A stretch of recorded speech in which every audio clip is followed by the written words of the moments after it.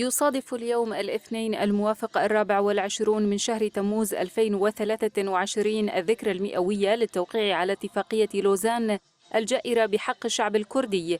وبهذه المناسبة وتحت شعار لوزان 100 عام من الاحتلال والإنكار والمقاومة، تداعيات وتحديات المرحلة الراهنة، نظمت جمعية روجافاي كردستان للأدب والثقافة الكردية منتدى حواريا في صالة القصر بمدينة قامشلو لمناقشة نتائج وأسباب وأهداف اتفاقية لوزان على الشعب الكردي في أجزاء كردستان الأربعة. وشارك في المنتدى 70 شخصية سياسية وثقافية وكتاب أكاديميين، كما شارك عبر خاصية الزوم شخصيات من أجزاء كردستان الأخرى ومن لوزان السويسرية أيضاً.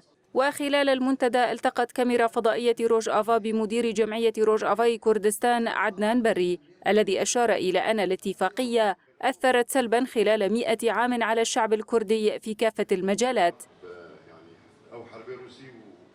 الاتفاقية التي كانت لها تأثيراتها على الأدب والثقافة والكردية كان لها تأثيراتها على الحالة الاجتماعية وكل كل الأمور التي تتعلق بهذا الشعب.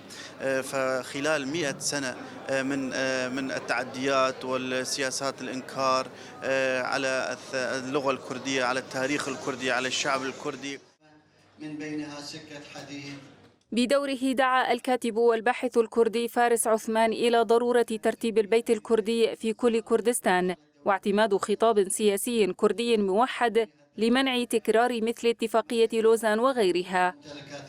من الأطماع الروسية ترتيب البيت الكردي في كل جزء من أجزاء كردستان على حدة، بعد ذلك عقد مؤتمر على مستوى كردستان والانطلاق بخطاب كردي سياسي عقلاني إلى الرأي العام العالمي.